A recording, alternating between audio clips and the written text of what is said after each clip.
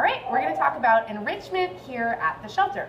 Enrichment is a really important part of keeping animals in captivity mentally sound and engaged, and let them act out some kind of species-specific behaviors, burn a little bit of mental energy, and enjoy their daily life more. So it's a really important part of what we do. There's a wide variety of examples of enrichment that we do here at the shelter. I'm going to just show you one and kind of walk through an example of how you might work with a dog to give them the item and encourage them and kind of help them interact with it initially, especially if it's a new item to them. Because for a lot of the animals, they've never seen something like this.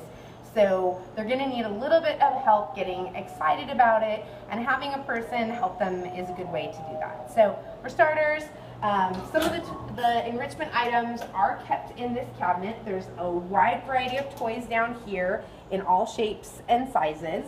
We have one sized for small dogs. So all of these are food toys where you would put food in the hole areas, and then the dog has to nose it or paw at it to get the treats out. We also have larger sized ones for larger dogs. For example, this is one that you might give to a very large dog with a big mouth that you don't want to crush or tear up a smaller toy. With this one, they need to kind of bat at it or knock it around a little bit.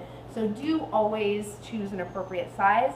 When in doubt, I'd say go up a size a little bit.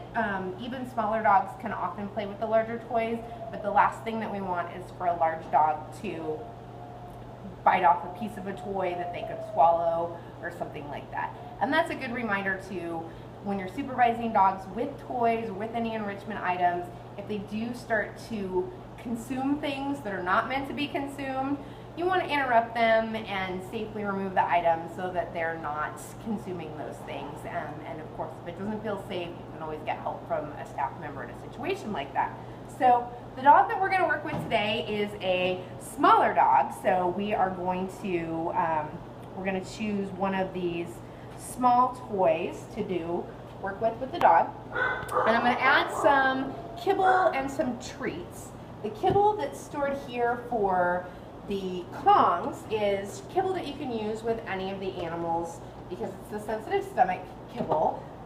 If they had a special kibble, you could just grab that off the front of their kennel. So I'm going to just add a few kibbles in here. They don't need a whole meal's worth. They just need a little bit of something to play with, and you can always refill it.